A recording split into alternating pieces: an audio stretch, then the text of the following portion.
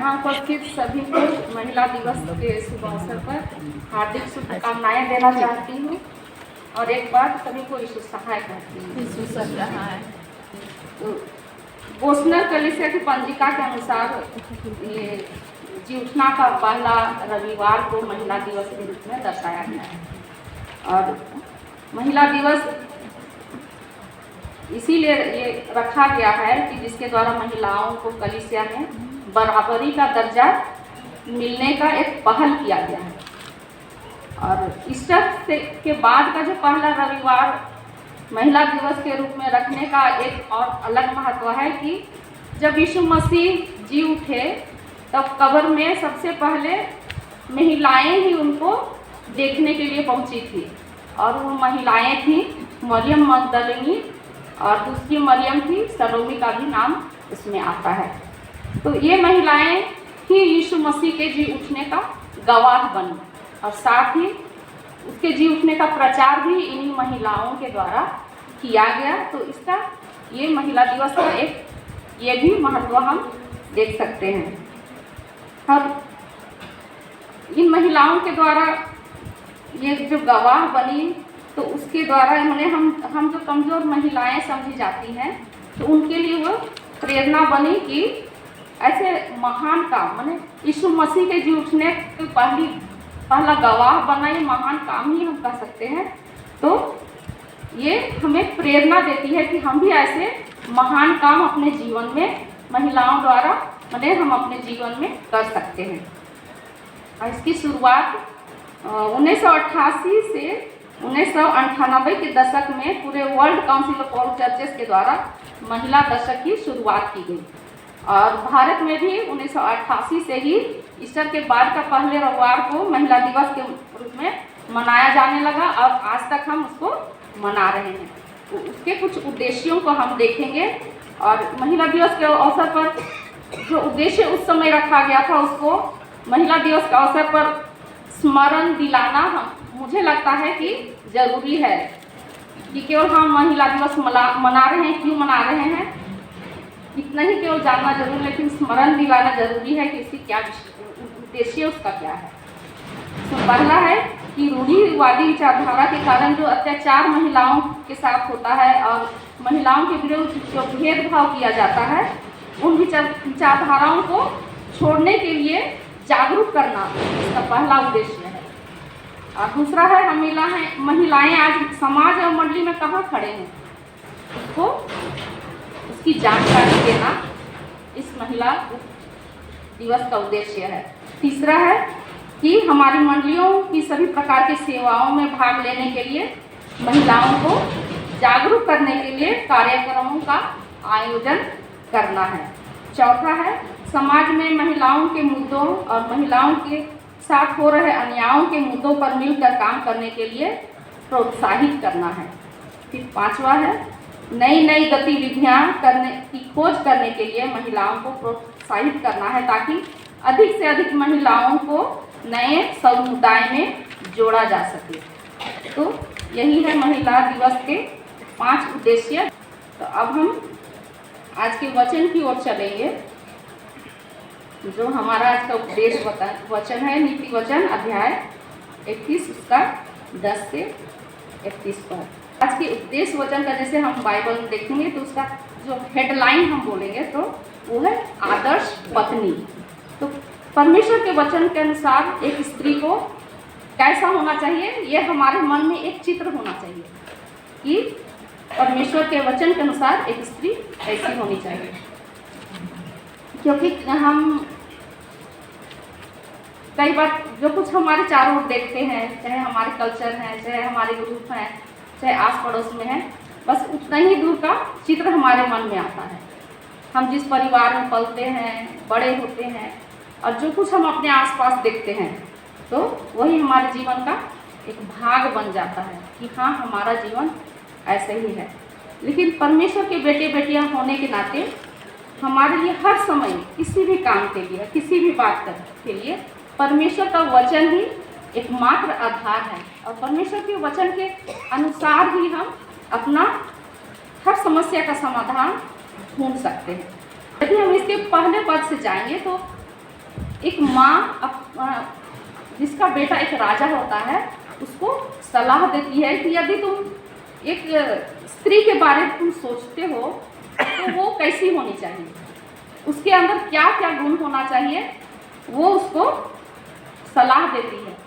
और क्या गुण हो जिसे वो माने राजा को कहती है कि तुम उसको उसके विषय में कह सको कि वो एक उत्तम स्त्री है।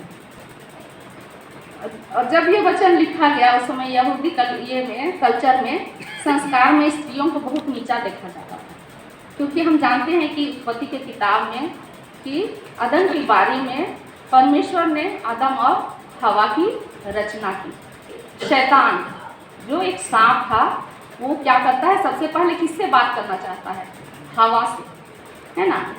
और पहले हवा फैसला लेती है कि शैतान जो बोलता है उसको वो पहले फैसला लेती है और फिर वो अपने साथ अपने पति को शामिल कर लेती है। और क्या होता है कि दोनों परमेश्वर की आज्ञा को तोड़ते हैं। उसी समय से हवा के बारे में कहा जाता है कि उसको कोई ज्ञान नहीं है, वो कुछ नहीं जानती है। और हवा के कारण ही पाप इस पृथ्वी पर आया। ऐसा सोचने के कारण माने महिलाओं के प्रति लोगों का एक नेगेटिव सोच है, एक नेगेटिव इम्प्रेशन जमता है कि हाँ महिलाएं तो कुछ काम की नहीं है। लेकिन जब हम इस वचन को देखेंगे, ये जो आज का जो उपदेश वचन है, तो ये सारी जो लोगों की सोच है उसका खंडन करते हुए हम देख पाते हैं कि इस वचन में कैसे आदर्श पत्नी के जीवन में क्या क्या हो सकता है वो बताया गया है। और परमेश्वर हमारे जीवन से, स्त्रियों के जीवन से क्या देखना चाहते हैं, हमारे अंदर से, बाहर से नहीं, लेकिन हमारे अंदरूनी रूप से परमेश्वर हमारे जीवन में क्या चाहते हैं। और वचन में लिखा है, एक ऐसी सुंदर स्त्री के बारे में लिखा हुआ है, इसकी ऐसी सुंदरता है, ऐसी शक्ति है ना, जिसके कारण वहाँ इतनी सारी बातों, हम जब इस वचन को पढ़ेंगे तो इसमें इतनी सारी बातें लिखी हुई है और सभी बातों में सफल होते हुए आगे बढ़ जाती है। तो जो लोग सोचते हैं उस बात का खंडन इस वचन में किया गया है कि एक आदर्श पत्नी कैसी हो सकती है। और परमेश्वर ने इतना ऊंचा मापदंड हमारे लिए रखा है जो हमारे इस संसार के लिए एकदम असंभव सा है, कि जैसे वो हर एक काम को करती है उस हिसाब से हमारे लिए एक असंभव सा है। लेकिन ये कड़वा सच है कि परमेश्वर ने यही मापदंड दुल्हन रूपी कलीसिया के लिए ठहराया है। ये कड़वा सच है और नीति वचन यही सारी बातों को सिखाता है। हम परमेश्वर के द्वारा ठहराए गए मापदंड को उसमें कैसे सफल हो सकते हैं। और इसी बात के लिए आज मैं परमेश्वर के वचन से कुछ बातों को आप लोगों के बीच में रखना चाहती हूँ, जिसके द्वारा हमें एक मार्गदर्शन अपने जीवन के लिए मिलेगा। तो उसमें पहली बात है जो मिलेगा, पहला थिस्सलुनीकियों 5:16 में सदा आनंदित रहो। साथ में फिलिपियों 4:4 में भी लिखा है, प्रभु में सदा आनंदित रहो। मैं फिर कहता हूँ सदा आनंदित रहो। पौलुस अपनी कलीसिया के भाई बहनों को जब वो चिट्ठी लिखता है तो वो कहता है कि सदा आनंदित रहो। आज मैं महिला दिवस के अवसर पर सभी बहनों को, भाइयों को भी, सभी को कहना चाहती हूँ कि हम परमेश्वर ने हमें जहाँ भी रखा है हम सभी खुश रहें। हमारा परिवार है, हमारे बाल बच्चे हैं, माता पिता हैं, रिश्तेदार हैं, इन लॉज हैं। जब हम सभी को देखते हैं तो हमें उन्हें देखकर खुश होना चाहिए। हमारे जीवन में बहुत सी कठिनाइयाँ आती हैं, संघर्षों में हम अपना जीवन व्यतीत करते हैं, कभी निराशा में हैं, पर परमेश्वर का वचन हमें क्या सिखाता है? परमेश्वर का वचन हमें सिखाता है कि हमें आनंदित रहना है। और जब हम आनंदित रहेंगे तो हमारा परिवार भी आनंदित रहेगा, कि वह अपने जीवन के सारे दिनों में उससे बुरा नहीं वरन भला ही व्यवहार करती है। हम में से हर एक भी जब हम खुश रहेंगे तभी हम किसी से भला व्यवहार या अच्छा व्यवहार कर सकते हैं। यदि हम खुश नहीं हैं तो हम क्या हो जाएंगे? चिड़चिड़े हो जाएंगे, हम किसी से भला व्यवहार नहीं कर सकते हैं। और यही बात नीति वचन उसका 31 उसका 12 में उस स्त्री के बारे में बतलाता है जो अपने पति से हमेशा भला व्यवहार करती, वो खुश रहती, दिन भर वो सारे दिन बोलता है, मैंने सारे दिन वो खुश रहती थी, इसीलिए वो अपने पति से अच्छा व्यवहार, भला व्यवहार वो करती थी। भजन संहिता 16 का 11 कहता है, तेरे भवन में आनंद की भरपूरी है। यानी जब हम परमेश्वर की उपस्थिति में या उसके भवन में हम समय बिताते हैं तो परमेश्वर अपनी आनंद को हमारे जीवन में भर देता है। इसलिए हम जब कठिन परिस्थिति में भी रहते हैं तो परमेश्वर का आनंद जो हमारे साथ है होता है, वह हमारी ताकत है, हमारे लिए वह हमारा बल है। ये हो गई पहली बात। दूसरी बात है नीति वचन 31 उसका 15, हमें अपने जीवन को अनुशासित रखना है। हमारे जीवन के हर बात में, हर क्षेत्र में हमें अनुशासन में रहना जरूरी है। हमारी जीवन शैली में हमारा उठना, हमारा बैठना, सोना, जो भी काम हम करते हैं सभी क्षेत्र में अनुशासन का होना बहुत ज़रूरी है। और नीति वचन 31 उसका 15 से आगे जब हम पढ़ते हैं तो उसमें उस जो आदर्श पत्नी के बारे जो लिखा गया है कि कैसे वो अपने हर एक कामों को कितने अनुशासन के साथ करती है, चाहे उसका घर का काम हो, डाक की बारी लगाना हो, व्यापार हो, है ना, वो दिनों को भी मदद करती थी उसमें भी, फिर बच्चों की देखभाल हो, यहाँ तक कि अपने पति के सम्मान की बात हो, सारी बातों में क्या दिखलाई देता है? अनुशासन दिखलाई देता है। जो चीज़ें हमारी सेहत के लिए हानिकारक है उन चीज़ों से हमें हमेशा दूर रहना चाहिए, क्योंकि परिवार की सेहत की जिम्मेवारी भी हम महिलाओं के ऊपर ही होती है। इसीलिए सेहत को लेकर भी हमें अनुशासित रहना बहुत ज़रूरी है। हमारे आत्मिक जीवन में भी अनुशासन का होना ज़रूरी है। हमारे नियमित प्रार्थना में, पारिवारिक प्रार्थना हुई, हमारे वचन पढ़ने के समय, ये सारी चीज़ें हमारे जीवन का एक हिस्सा होना चाहिए कि हम वचनों पर कितना ध्यान देते हैं, कि बच्चों को पर कितना हम उनको वचन पढ़ने के लिए कितना प्रोत्साहित करते हैं। जो पिता या माता बच्चों को अनुशासन में रखना चाहती है वो उसे डांटती है या सिखलाती है, क्योंकि वह अपने बच्चों से, वे दोनों माता पिता बहुत प्रेम करते हैं, इसीलिए अपने बच्चों को अच्छी बातें सिखलाने की कोशिश करते हैं। तीसरी बात है नीति वचन उसका 31 का 13 में, इस वचन के अनुसार हमें परिश्रमी बनना है। बहुत से परिवारों में हम लड़ाई झगड़े देखते हैं, चाहे वो सास बहू हो या फिर जेठानी देवरानी हो। झगड़ा इसलिए होता है कि एक को लगता है, जब देवरानी है जेठानी है तो लगता है कि हाँ कि हम ही सारा काम कर रहे हैं और दूसरी है वो कुछ नहीं कर रही है, और यही सोच क्या लाता है? झगड़े को लाता है और घर में अशांति फैल जाती है।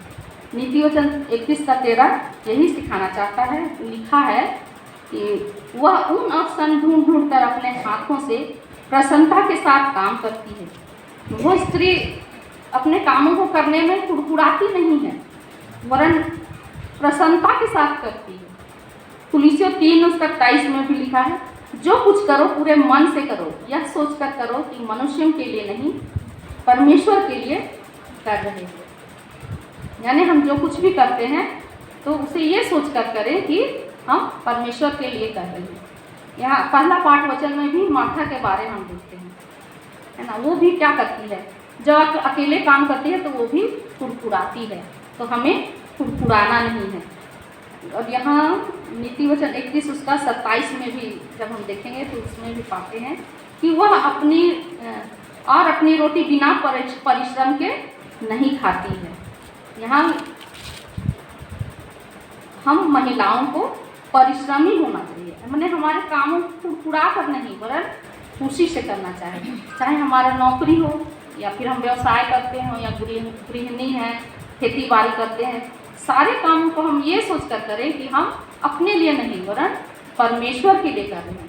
यदि हमारी सोच ऐसी होगी तब हम जो स्त्री के बारे जो बताया गया है उस स्त्री के समान हम भी अपने सारे कामों को आनंद से करेंगे और हम अपने जीवन में हम मेहनती बनेंगे। आज महिला दिवस है तो कुछ बहनों के बारे में बताना चाहती हूँ जो बाइबल में है। एक है रिबका, उत्पत्ति उसका 24 अध्याय में हम पाएंगे रिबका के बारे, जो इसहाक की पत्नी थी। रिबका जब एक दिन कुएं में पानी लेने जाती है तो वहाँ पर अब्राहम का दास अपने ऊँटों के साथ आता है और उससे पानी मांगता है। तब वो उसको खुशी खुशी पानी पिलाती है। जब उसको वो पानी पिलाती है उसके बाद वो बिना अब्राहम के दास के बिना बोले ही वह बोलती है कि मैं आपके ऊँटों को भी पानी पिलाऊंगी। और वह उसके पास 10 ऊँट थे, तो ऊँटों को अपने कुओं से पानी खींच कर वो निकालती है और उन ऊँटों को पिलाती है। अब परमेश्वर उसे उसके मेहनत का और उसकी दीनता का इनाम दिया। उसी प्रकार है रूत के जीवन को भी हम देखते हैं। वह एक मोआबी स्त्री थी और उसका पति भी की मृत्यु हो गई थी। फिर भी वह अपनी सास को नहीं छोड़ती है और उसके साथ वो लोग इस्राएल देश जाते हैं। और रूत के लिए वह देश नया था और वहाँ की भाषा भी नहीं थी। फिर भी वह अपनी सास को बोलती है कि आप घर में रहिए और मैं दोनों के लिए खाना ढूंढने जाती हूँ। और वह अपनी सास को छोड़ कर के दोनों के लिए खाना ढूंढने जाती है। और उसके इस परिश्रम का और नम्र व्यवहार का परिणाम ये होता है कि परमेश्वर उसके जीवन में बड़ी आशीष को देते हैं और उसकी शादी होती है बोआज से। चौथी बात है पहला पत्रस उसका 16 पद में कहता है पवित्र बनो क्योंकि मैं पवित्र हूँ। परमेश्वर पवित्र है इसलिए वो चाहते हैं कि उनकी बेटियां भी बेटे भी पवित्र बने। कोई गंदी बात हमारे मन में नहीं आनी चाहिए, ना ही हमारे मुख से कोई भी गलत बात नहीं करनी चाहिए। हमें किसी की चुगली भी नहीं करनी चाहिए। अगर हमें पवित्र बनना है तो इन सारी बातों को छोड़ना होगा। दूसरों के लिए भी कभी बुरी बात हमारे मुख से नहीं निकलनी चाहिए, यहाँ तक कि हमें बुरी चीज़ें भी नहीं देखनी चाहिए। हमारा जीवन परमेश्वर के वचन के अनुसार होना चाहिए और जब हम परमेश्वर के वचन के अनुसार चलते हैं तो परमेश्वर हमसे प्रसन्न रहते हैं।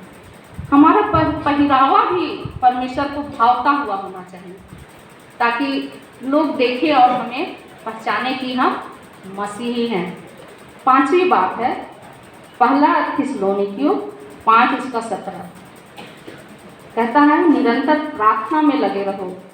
तो हमें चाहिए कि हम प्रार्थना करने वाले बने ताकि हम भी अपने जीवन में बड़े बड़े कामों को देखने पाएंगे। और हम जब प्रार्थना का जीवन जीते हैं तो हमारा जीवन प्रभावशाली होता है। हम अपने परिवार के लिए, समाज के लिए, कलीसिया के लिए, देश के लिए हम आशीष का कारण बन सकते हैं। तो आइए हम परमेश्वर के इन वचनों के द्वारा एक अच्छी पत्नी, एक आदर्श पत्नी बनने की ओर अपना कदम बढ़ाएं।